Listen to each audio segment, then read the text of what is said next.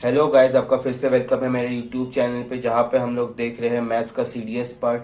तो ठीक है, हमने अपना जियोमेट्री पार्ट लास्ट के वीडियो में कंप्लीट किया है। इस वीडियो में हम लोग कुछ नया पार्ट शुरू करेंगे। ठीक है, तो हमने जियोमेट्री में काफ़ी सारे टॉपिक्स किए हैं। तो और आज हम लोग शुरू करेंगे हमारे नए टॉपिक से, जिसका नाम है स्टैटिस्टिक। ठीक है, हम लोग स्टैटिस्टिक्स में क्या देखेंगे? हम लोग स्टैटिस्टिक्स में ये 7 टॉपिक्स देखेंगे, जिसमें से आज हम लोग पहले के 3 टॉपिक करेंगे। इसका नाम है collection and tabulation of statistical data, graphical representation and frequency polygons. ये 3 टॉपिक हम लोग आज के वीडियो में देखेंगे।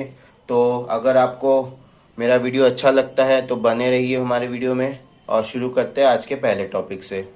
तो ये हमारा पहला टॉपिक है collection and tabulation of statistical data. तो सबसे पहले देख लेते हैं स्टैटिस्टिकल डेटा होता क्या है। स्टैटिस्टिकल डेटा हमारे 2 टाइप के होते हैं। ठीक है, पहला है प्राइमरी डेटा एंड दूसरा है सेकेंडरी डेटा। तो ये 2 डेटा की डेफिनेशंस देख लेते हैं। तो ये रहा हमारा डेफिनेशन।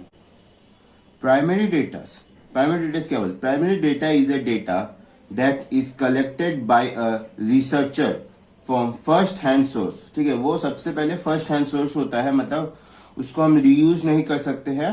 ठीक है, यूजिंग मेथड लाइक सर्वे, इंटरव्यू और एक्सपेरिमेंट्स। वो हमारे सर्वे, इंटरव्यू एंड एक्सपेरिमेंट से हम लोग लेते हैं। Okay, and it is collected with the research project in mind directly from the primary sources. ठीक है, वो हमारे प्राइमरी सोर्सेज से हम लोग रिसर्च प्रोजेक्ट के लिए कलेक्ट करते हैं। जो हमारे मेन डेटा होते हैं उसको हम लोग प्राइमरी डेटा बोलते हैं। ठीक है, अब देख लेते हैं सेकेंडरी डेटा क्या होता है। तो हमारा secondary data is a data gathered for from studies. ठीक है, जो हमारे स्टडीज, सर्वे एंड एक्सपेरिमेंट से हम लोग लेते हैं उसको बोलते हैं हम लोग secondary data, that have been run by other people and for other research. जो वैसे डेटा जिसको हम लोग मल्टीपल रिसर्च के लिए यूज कर सकते हैं, मतलब ठीक है, एक पर्टिकुलर डेटा है एक ट्री को लेके जो कितने साल जिया है, वो सोचो वो डेटा एक रिसर्चर यूज कर रहा है, फिर दूसरे रिसर्चर्स यूज कर रहे हैं, फिर अलग अलग कम्युनिटीज यूज कर रही है, उसको हम लोग बोलते हैं सेकेंडरी डेटा। ठीक है, तो ये हमारा डेटा। अब हम देख लेते हैं कलेक्शन क्या होता है। हमारे कलेक्शन क्या होते हैं? कलेक्शन मतलब हमारे डेटा को कलेक्ट करना। ठीक है, वो हमारे 4 टाइप में होते हैं। पहला है जियोग्राफिकल, दूसरा है क्रोनोलॉजी, तीसरा है क्वालिटेटिव एंड चौथा है हमारा क्वांटिटेटिव। ठीक है, अब हम इन चारों को समझते हैं। तो ग्राफिकल रिप्रेजेंटेशन से क्या मतलब होता है? ग्राफिकल मतलब जैसे हमारे पॉपुलेशन हो गए, नंबर ऑफ डेथ कितने हो रहे हैं, वो हमारे ग्राफिक। ऐसा हमारा पॉपुलेशन का आपको पता है, हमारा डेटा होता है कि इंडिया की पॉपुलेशन इस साल कितनी रही, वो हमारा हो जाता है।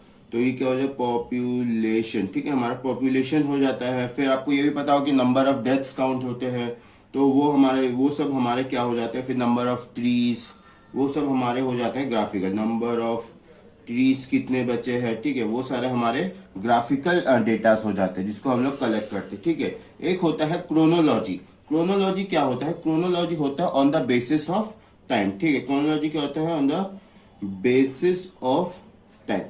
बेसिस ऑफ टाइम से क्या आपका मतलब है? मतलब सोचो, हमको ये पता है ट्विंस होते हैं। ठीक है, तो काफी बार गवर्नमेंट उन ट्विंस की कलेक्शन उनका वो रखते हैं कि कितने ट्विंस हुए। सोचो हम इसका ले लेते हैं, जैसे हम सोचो हमारा 2015 में हमारे 5 ट्विंस हुए। ठीक है, टोटल वर्ल्ड में हमारे 5 ट्विंस हुए, तो वो हो गया on the basis of time. फिर वो देखते हैं कि 2017 में हमारे 11 ट्विंस जन्म लिए हैं। ठीक है, फिर हमारे 2021 में सोचो 25 ट्विंस हुए हैं। ये है हमारा बेसिस ऑफ टाइम पे। ठीक है, टाइम के बेसिस पे जो हमारा कलेक्शन होता है उसको हम बोलते हैं क्रोनोलॉजी कलेक्शन। ठीक है, अब देख लेते हैं क्वालिटेटिव। तो हमारा क्वालिटेटिव क्या हो जाता है? क्वालिटेटिव होता है on the basis of attributes. ठीक है, वो हो जाता है on the basis of attributes. Attributes, BUTES। ठीक है, on the basis of attributes. On the basis of attributes से क्या मतलब?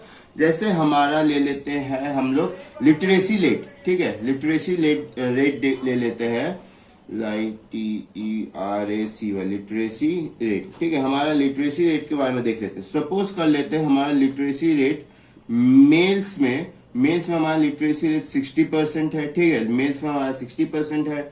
फिर हमारा फीमेल्स में देख लेते हैं। सोचो हमारे फीमेल्स में 65% लिटरेसी रेट है। ठीक है, और फिर हमारा ट्रांसजेंडर ले लेते हैं, हमारा ट्रांसजेंडर में सपोज कर लेते हैं हमारा 55% लिटरेसी रेट है, ठीक है। तो ये जो हमारे हैं ये हमारे बहुत कम चेंज होते हैं, ये हमारे क्वालिटेटिव रिप्रेजेंटेशन में आते हैं, ठीक है, क्वालिटेटिव कलेक्शन में आते हैं, ठीक है। अब हमारा जो आखिरी है वो है क्वांटिटेटिव। क्वांटिटेटिव क्या होता है? On the basis of quantity, आपको पता ही होगा ये केस पे होता है on the basis of quantity, ठीक है, ANTITY, on the basis of quantity, ठीक है। ये कहते जैसे ये हो जाता है हमारा वेट ऑफ स्टूडेंट्स, जैसे आपके स्कूल्स और कॉलेजेस में होते हैं स्टूडेंट्स के वेट मापे जाते हैं, ये क्या हो जाएगा हमारा द वेट ऑफ स्टूडेंट्स, ठीक है। इसको मैंने ऐसे लिख दिया द वेट्स ऑफ स्टूडेंट, ठीक है। तो सपोज जैसे वहां पे दे दिया है कि आपका 70 से 80 केजी के बीच में कितने स्टूडेंट है, तो वो है हमारे सपोज कर लेते 15 केजी। तो उसके बाद हम लोग देख लेते 80 से 90 केजी के बीच में हमारे कितने स्टूडेंट्स है, तो वो कर लेते हैं हम लोग 12 स्टूडेंट्स है। उसके बाद हम लोग देख लेते हैं 90 से 100 के बीच में, सॉरी 100 के बीच में कितने स्टूडेंट्स है, ठीक है। तो वो सपोज हमारा है हमारे 7 स्टूडेंट्स। तो ये होता है हमारे क्वांटिटेटिव कलेक्शन, ठीक है। ये है हमारे 4 कलेक्शन। अब हम देख लेते हैं टेबुलेशन। टेबुलेशन क्या बोलता है? टेबुलेशन का मतलब है कंप्रेस करना डेटा को इनटू रोज एंड कॉलम्स। किसी जो हमको डेटा दे रखा है, जो हमने कलेक्ट किया है, उसको हम लोग रोज एंड कॉलम्स में पुट करें, उसको हम लोग बोलते हैं टेबुलेशन। तो टेबुलेशन होता है 3 टाइप का, ठीक है। जो सबसे पहला टाइप है उसको बोलते हैं हम लोग सिंपल टेबल, ठीक है, उसको बोलते हैं हम लोग सिंपल टेबल। तो सिंपल टेबल में हमारा होता क्या है? हमारा होता है ओनली 1 कैरेक्टर, ओनली हमारा 1 कैरेक्टर होता है, ठीक है। जो हमारा दूसरा है वो है कॉम्प्लेक्स, वो हमारा कॉम्प्लेक्स टेबल, ठीक है। कॉम्प्लेक्स टेबल में क्या होता है? वो होता है हमारा 2 और मोर कैरेक्टर, ठीक है। कॉम्प्लेक्स टेबल में होता है हमारा 2 और मोर कैरेक्टर। और जो तीसरा है हमारा वो है general and special purpose table, ठीक है। General and ECI special purpose table, ठीक है। ये हमारे ऐसे टेबल्स होते हैं जिसमें हमारे दोनों टाइप के आ जाते हैं, ठीक है। जिसमें हमारा सिंगल कैरेक्टर भी आ जाता है एंड मोर देन 2 कैरेक्टर्स भी आ जाते हैं, ठीक है। इसमें हमारे होते हैं क्या है? Both, okay. अब देख लेते हैं हमारा अगला टॉपिक। हमारा अगला टॉपिक है ग्राफिकल रिप्रेजेंटेशन। तो हमारा ग्राफिकल रिप्रेजेंटेशन 7 टाइप से हो सकता है, ठीक है। तो वो 7 टाइप्स अभी नीचे देख लेंगे हम लोग। तो बार ग्राफ, बार ग्राफ ये ऐसे हमारा बनता है, ठीक है। तो बार ग्राफ में होता क्या है? जैसे हमारा A दे रखा है और सपोज वो 3 है तो ये इधर आ जाएगा, फिर B दे रखा है, C दे रखा है, D, ठीक है। इसको हम लोग एक गैप पे हम लोग इसको पुट करके हम लोग इसको रिप्रेजेंट करेंगे, ठीक है। तो उसको हम लोग बार ग्राफ बोलते हैं। अब आगे देख लेते हैं हिस्टोग्राम। हिस्टोग्राम में क्या होता है? हिस्टोग्राम हमारा ऑलमोस्ट सिमिलर है बार ग्राफ के, पर इसमें हम गैप्स नहीं देते क्योंकि ये रेंज में होता है। जैसे इसमें था हमारा A का ये था, B का ये था, पर हिस्टोग्राम में क्या होता है? हमारा A से B का ये है, B से C का ये है, C से D का ये है, D से E, ठीक है। इसमें हमारे रेंज होते हैं हिस्टोग्राम में, ठीक है। तो हिस्टोग्राम समझ गए। अब आगे देखते हैं फ्रीक्वेंसी टेबल, ठीक है। तो हमारा फ्रीक्वेंसी टेबल क्या बोलता है? हमारे जैसे यहाँ पे हमको number, tally and frequency, suppose हमको 3 वैल्यू दे रखे हैं। तो पहले का है हमारे 5, ठीक है। तो 5 को हम लोग ऐसे लिख सकते हैं, आपको पता होगा। तो उसका फ्रीक्वेंसी हम लोग नंबर 5 लिख देंगे। फिर दूसरा हमारा इसमें हमारे 3 डैश है, मतलब 3, ठीक है। चौथा हमारा तीसरा हमारा क्या है? इसमें है हमारा 1 2 3 4 5 6 7, तो हम लोग इसको 7 लिख देंगे। यही होता है हमारा फ्रीक्वेंसी टेबल। एक होता है हमारा सर्कल ग्राफ। सर्कल ग्राफ को हम पाई चार्ट भी बोलते हैं, ठीक है। तो ये एक हमारा सर्कल होता है, उसको हम लोग 100% से ग्राफ, जैसे ये पार्ट हमारा 30% है, ये 20, ये 15, ये 5 और ये 25, ठीक है। टोटल हमारा बनाता है 100%, ठीक है। अब अगला देख लेते हैं लाइन ग्राफ। लाइन ग्राफ हमारा ऐसे बनता है। नॉर्मल हमको एक वाई एक्सिस, एक्स एक्सिस दे रखा है, उसमें हमारा लाइन, मतलब इसका ये मतलब है जैसे हमारा कोई पॉइंट इधर है, ठीक है, वो हमारा यहाँ पे इस डायरेक्शन में होगा, ठीक है। जब हमारा पॉइंट इधर है तो वो हमारा इस डायरेक्शन में। जब हमारा वो पॉइंट इधर है तो वो हमारा इस डायरेक्शन में होगा। समझ गए? ये होता है हमारा लाइन पॉइंट। अब देख लेते हैं सर, ये हमारा होता है लाइन ग्राफ। अब देख लेते हैं लाइन प्लॉट क्या होता है। लाइन प्लॉट पे सपोज कर लेते हैं एक क्लास है जिसमें हमारे ये कुछ ग्रेड्स है, जैसे 1 2 3 4 5 6 हमारे ये मार्क्स है, ठीक है। और हमको देखना है कि हमको कौन सा स्टूडेंट को कितने मार्क्स मिले हैं, ठीक है। जैसे 1 मार्क किसी भी स्टूडेंट को नहीं मिला, उन्होंने कुछ नहीं दिया है। 2 मार्क्स 2 स्टूडेंट को मिला है, ठीक है। 3 मार्क्स 1 स्टूडेंट को मिला है। 4 मार्क्स 3 स्टूडेंट को मिले हैं। 5 मार्क्स 2 स्टूडेंट को मिले हैं। ऐसे हमारा 6 मार्क्स 3 को मिला है। 7 मार्क्स किसी को नहीं मिला है तो हमने कुछ नहीं दिया है। और 8 मार्क्स हमारे 5 स्टूडेंट्स को मिले हैं और 9 हमारा किसी को नहीं मिला है। इसको हम लोग लाइन प्लॉट हमारा ऐसे डिफाइन होता है, ठीक है। अब देख लेते हैं box and whisker plot. Box and whisker plot हमारा क्या होता है, ठीक है। यहाँ पे मैं दे देता हूं 20 40 60 80 एंड 100। ये है हमारा बॉक्स एंड विस्कर प्लॉट, ठीक है।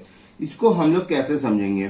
सपोज हमको दे रखा है, हमारा एक रेंज है, हमारा मेन रेंज क्या है, हमारा है 30 से 70 के बीच में, ठीक है।